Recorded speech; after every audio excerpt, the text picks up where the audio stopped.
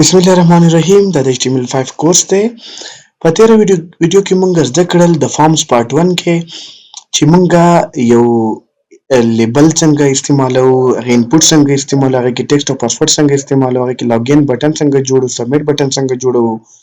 هغه دلته تاسو کتلی شئ مونږ دا جوړ کړی و چې په دې کې مونږ دا شیونه زده کړل. خو د اوس ویډیو کې مونږ زده کوو چې مونږه هغه څنګه اچوو. دا به مونږ ختم کړل چې یو بټن مونږ لرو الریډي. اوس مونږه د چیک باکس بټن څنګه او ریډیو بټن څنګه واچو. هغه دپاره به تاسو اول ولیکئ لیبل، یو په هیډینګ ورکو، اول H3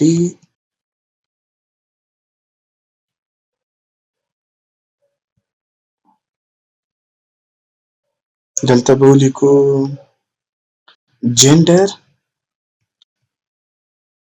بریک بیکو، لاین بریک بیکو چې بل لاین ته راشي. اوس به دلته ورکو انپوټ. انپوټ کې به اوس دلته مونږ ولیکو ټایپ کې ریډیو به ولیکو، ریډیو بټن. نیم کې به ولیکو جنډر، دلته به مونږ ورکو میل، بیا به لاین بریک چې بل لاین کې راشي، بل به ولیکو انپوټ ریډیو بټن چې کوم دی، ریډیو بټن تاسو ته زده کوم چې دا څه ته وایي.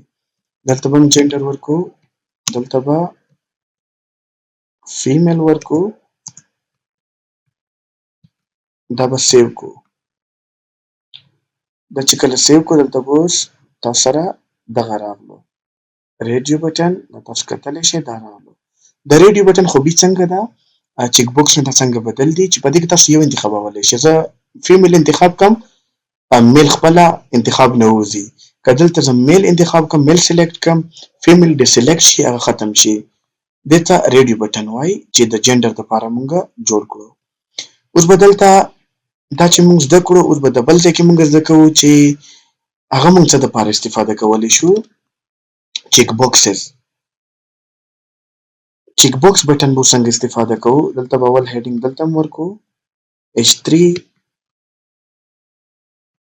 هوبي به ورکو، یو هوبي، ستاسو هوبي څه ده. لاندې به راشو، انپوټ به ولیکو، دلته به چیک باکس سلیکټ کو، چیک باکس، دلته به ورکو هوبي، دلته به اوس ورکو کرکټ، BR، دلته به بل انپوټ ورکو، دلته به نوم ورکو بیا چیک باکس، هوبي به نوم ورکو، دلته به ولیکو فوټبال، BR. د BR موږ ځکه دلته په نوي لاین کې راځي، که دا ورنه کړو دا سیم لاین کې راځي، سمه ده. دلته بیا چیک باکس ورکو،